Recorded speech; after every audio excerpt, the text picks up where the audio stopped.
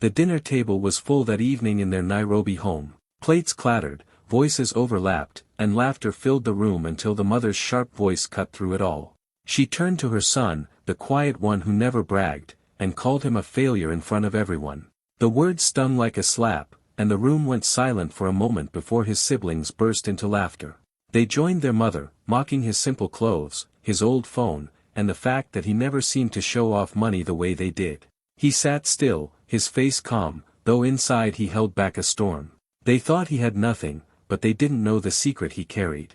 The house they were eating in had already been taken by the bank. The family had almost lost everything, but he had stepped in quietly. He had sold his car, drained his savings, and found a way to raise $61,000 to save the home. As their laughter grew louder, he slipped a folded paper from his pocket and placed it on the table. At first, they thought it was another bill. But when the mother opened it and saw the bank's seal and the payment, her hand trembled. Forks fell. The laughter died. The son didn't raise his voice. He simply leaned back and said, "Failures don't save houses." The room froze. That night, the boy they mocked became the man they owed everything to. The laughter grew louder after the mother's words. His brothers and sisters leaned in, eager to add their voices to her insult. One of them pointed at his shirt and sneered, asking if he bought it from the second-hand market.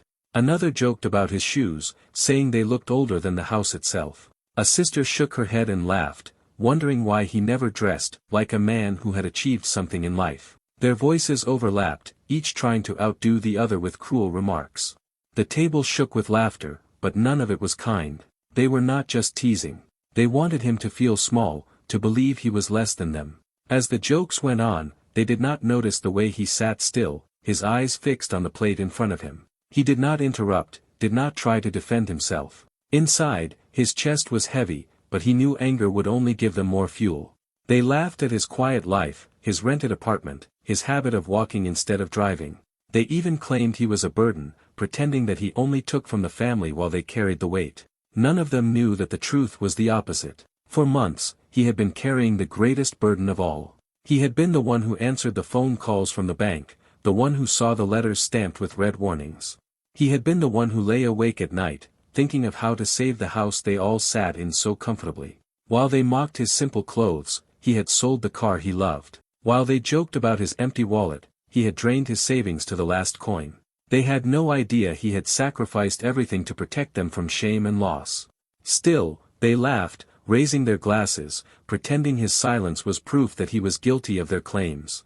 One of his brothers leaned across the table and said loudly, "Look at him, he has nothing to say because he knows it is true. He has achieved nothing, and he will never achieve anything." The others clapped and laughed, satisfied with their cruel chorus. His mother nodded, her lips curved in a thin smile, as if she was proud of the family's unity in mocking him. But beneath their laughter was a secret none of them could imagine. The man they mocked had already paid a price far heavier than anything they had ever faced. He carried a truth that could silence the whole room in a heartbeat. Every insult they threw only built the weight of that secret higher. And when the moment came, it would crash down on them like a wave, sweeping away all their mockery. He sat there quietly, his face calm, his hands folded, waiting. They thought he was powerless. They thought he was broken. But the truth was burning in his pocket, just one slip of paper away from turning their laughter into silence. The house that everyone sat in, laughing and mocking him, was not even theirs anymore. They did not know it, but months earlier the bank had already taken it. Letters had come in thick envelopes with bold red stamps, warning of foreclosure. The family ignored them, tossing them aside, hoping the problem would disappear. But the son could not ignore them. He knew that if nothing was done, the house his parents built, the home where they had all grown up, would be gone forever. The place filled with their childhood memories, laughter, and meals like the one they were having now would no longer belong to them. While the rest of the family carried on with their lives, pretending all was well, he carried the weight of reality alone. The calls from the bank kept coming. The voice on the other end was always cold, reminding him of the exact figure, $61,000. To his family, that was just a number on a paper, but to him it was an impossible mountain. He had no fancy job, no hidden fortune. He lived simply, earning just enough to survive. But when he saw the risk of losing the house, he made a decision that would change everything. Quietly, without telling anyone, he sold his car. It was not just any car, it was the only thing he had ever bought for himself, the only sign of his hard work. He drained his savings account, every coin he had ever kept aside for his own future. He even sold small personal belongings, things that mattered only to him, but together they added up to the hope of saving the house. Nights turned into weeks of struggle, but he never let the family know. He carried the stress in silence, letting them continue their lives without worry. When the day came, he walked into the bank with a heavy heart but steady steps. The teller looked at him with surprise when he placed the money on the counter. $61,000. It was not borrowed, not begged for, but earned and saved with sacrifice. He signed the papers, received the receipt with the official seal, and walked out, knowing the house was safe again. The family would never know how close they had come to being thrown out, how close they had been to losing everything. Now, as they mocked him at the dinner table, they had no idea that the roof over their heads existed only because of him. They called him a failure, but he was the only reason they still had a home to sit in. He looked at them one by one as their laughter grew louder, his heart steady. They were blind to his sacrifice, blind to the fact that the very man they ridiculed had saved them all from shame and homelessness. The paper in his pocket carried the truth, a simple folded receipt that told the story of everything he had given up. They laughed because they thought he had nothing, but the truth was he had given them everything. The laughter around the table grew louder and louder, each insult sharper than the last. They thought they had broken him, thought his silence was proof of weakness.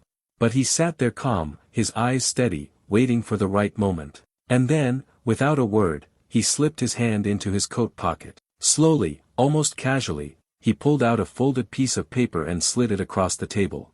The paper landed between the plates, right in the middle of the laughter. At first, no one paid attention. One of his brothers even chuckled and said, "What is that, another bill you can't pay?" The family laughed again, but curiosity soon crept in. His mother reached for the paper with a smirk, ready to turn it into another joke. She unfolded it quickly, her voice loud and mocking as she began to read. But the moment her eyes landed on the bold bank seal at the top, her voice cracked. The smirk fell from her face. She looked at the figure printed clearly in black ink, $61,000. Her hand trembled as she held the paper, and the sound of forks clattering against plates filled the silence that had suddenly swallowed the room. The siblings who had been laughing leaned closer, confused at first. One of them snatched the paper to see for themselves, but their grin disappeared just as quickly. Their mocking faces turned pale. The official stamp was there, undeniable, the exact payment made in full to save the house they were sitting in. The room that had been so loud only seconds ago was now painfully quiet. The air felt heavy. The mother's lips parted as if to speak, but no words came out. Her voice, once sharp and filled with insults, now trembled like glass ready to break. She looked at her son, the one she had called a failure, and for the first time that night, she could not meet his eyes. The siblings glanced at each other nervously, shifting in their chairs, their laughter gone. The shame crept in slowly, each of them realizing the truth at the same time. The man they mocked had just proven to be the only reason they still had a home. Even the father, who had stayed silent all evening, lowered his head. His eyes shone with a mix of regret and pride, though he said nothing. The silence stretched on, heavier than any insult, louder than all their laughter. Every tick of the clock on the wall echoed like thunder in the quiet dining room. The son sat back in his chair, his face calm, his hands resting on the table. He did not gloat, did not smile, did not say, "I told you so." His silence spoke louder than anything he could have said. They had called him a disgrace, a failure, a man with nothing.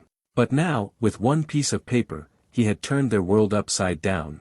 The receipt lay there in the middle of the table, its numbers burning into their minds. $61,000. Proof of sacrifice. Proof of truth. Proof that the one they mocked was the one who had saved them all. And in that moment, none of them could laugh anymore. The paper sat in the middle of the table like a stone dropped into water, sending shockwaves through every person in the room. The mother stared at it, her fingers trembling as if the numbers printed on it burned her skin. Just moments ago, her voice had been strong, sharp, and full of scorn. She had called her own son a disgrace in front of everyone. She had laughed louder than anyone else, her pride swelling each time the others joined in.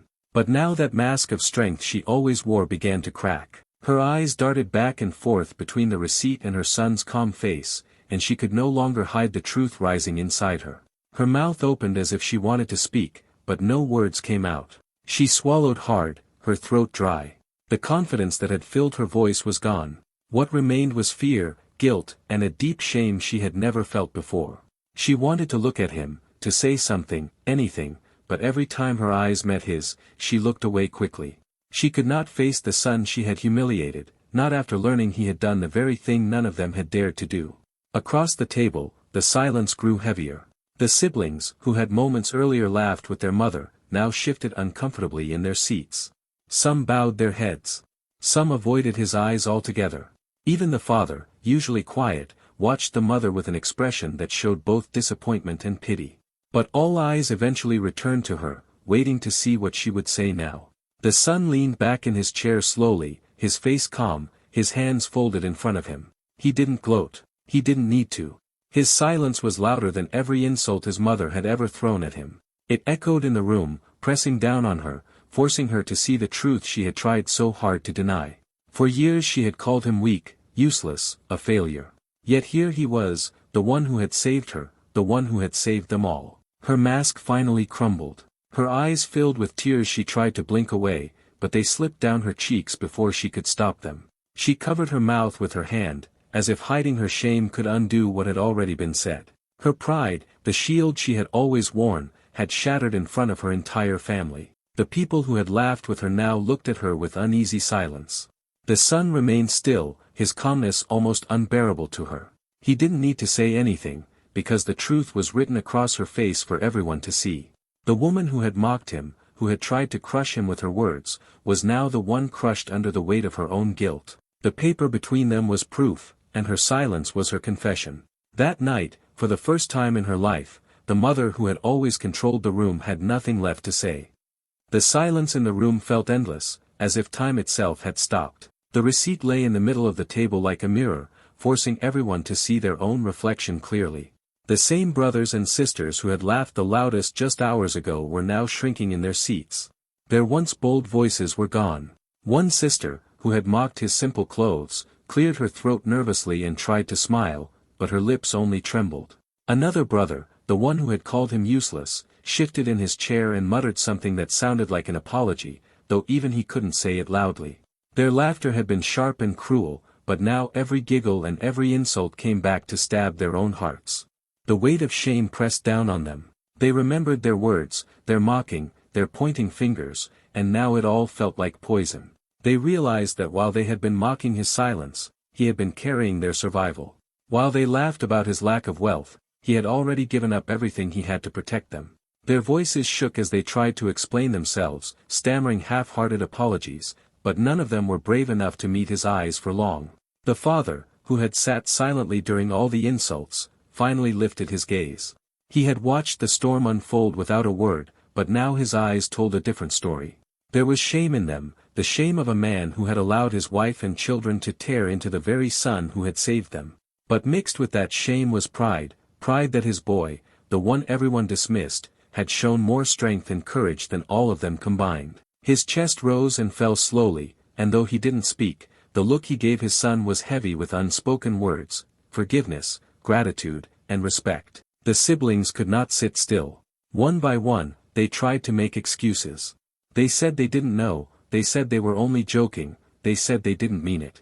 But each excuse fell flat in the thick silence. Their apologies sounded weak against the truth of the receipt. No matter what they said, the reality was clear. They had mocked the one person who had saved them all. The guilt in their eyes grew heavier with every passing second, and the room that had once roared with laughter now felt like a courtroom, each of them on trial before the brother they had wronged. The son listened quietly, his face calm, his hands resting in his lap. He didn't interrupt. He didn't comfort them or scold them. His silence was enough. It forced them to sit with their guilt, to face the truth of what they had done. Every second of that silence was a reminder that respect is not earned by loud words or flashy appearances, but by sacrifice and strength. And in that moment, they all understood that he had more of both than they ever had. The silence in the room was so thick it felt like the air itself had stopped moving. Every eye was on him, waiting, wondering if he would finally break. But instead of exploding in anger, instead of shouting back all the insults they had thrown at him, he moved with calmness that unsettled everyone even more. Slowly, he pushed his chair back, the legs scraping against the floor in a sound that echoed through the dining room. He stood tall, his face steady, his shoulders straight, and for the first time that night, he looked every single one of them in the eye. The same family that had mocked him earlier now lowered their gazes to their plates, unable to face the weight of his calm strength. He let the silence stretch for a moment longer, making it heavier, making it impossible for them to hide. And then, in a steady, even voice, he said the words that pierced deeper than any insult they had thrown: "Failures don't save houses." The words hung in the air like a verdict, undeniable and final. His mother flinched, his siblings shifted uneasily, and even his father's eyes grew wet. None of them could argue. None of them could laugh anymore. His words were the truth, and the truth crushed the pride they had built their mockery on. The room that had once roared with laughter now felt like a courtroom. The plates, the food, the scattered forks and spoons were no longer part of a family dinner, they were evidence of their shame. Each family member sat as if on trial, their own guilt louder than any punishment he could have given. The same people who had once felt powerful mocking him now sat small and weak, avoiding his gaze like children caught in the act. He did not yell. He did not boast. He simply stood there, his quiet strength overwhelming the entire room. It was clear to everyone that the roles had reversed. The one they had called a failure now stood as their judge, and they were the ones exposed, stripped of their pride. They could not hide behind laughter anymore. They could not gaslight him, could not twist the truth. The receipt on the table and the calm words from his mouth had already spoken louder than any argument they could ever make. Some shifted in their seats, trying to find words, but none came. Others wiped at their eyes quietly, ashamed of the cruelty they had joined in. The father lowered his head, his shame obvious, but in his silence was also respect. For the first time, the family saw the son not as the quiet one, not as the weak one, but as the man who had carried them all. The dinner they had planned to humiliate him had turned into their downfall. The table, once a stage for their laughter, was now the place of their judgment. And as he stood there calm and unshaken, it was clear to everyone in the room that the tables had turned, literally and completely. By the time the night ended, the family could no longer pretend nothing had happened. The truth lay in front of them, stamped and sealed by the bank itself. The same people who had laughed until their stomachs hurt now sat in silence, each carrying the heavy weight of regret. But secrets don't stay hidden for long, especially in a place where every neighbor watches, every relative listens, and every story spreads faster than fire. By the next morning, whispers had already begun to move beyond the walls of that house. At first it was the neighbors. Someone had heard the shouting stop too suddenly, someone else had seen the mother's pale face through the window. Then the story reached the relatives, carried from mouth to mouth, each retelling making the sacrifice sound even greater. Soon, everyone knew the truth. The house that almost slipped into the hands of the bank had been saved by the very son his own family had mocked. People shook their heads in disbelief. The man they had called a failure was no failure at all. He was the one who carried the burden no one else dared to touch. His act of sacrifice became more than a family secret, it became a legend. Wherever his name was mentioned, people spoke with respect. They said, "That's the one who saved his family when no one else could." And so the story spread, not as a tale of shame but as a reminder. Sometimes the quiet one, the overlooked one, the so-called failure, is the very person holding the family together.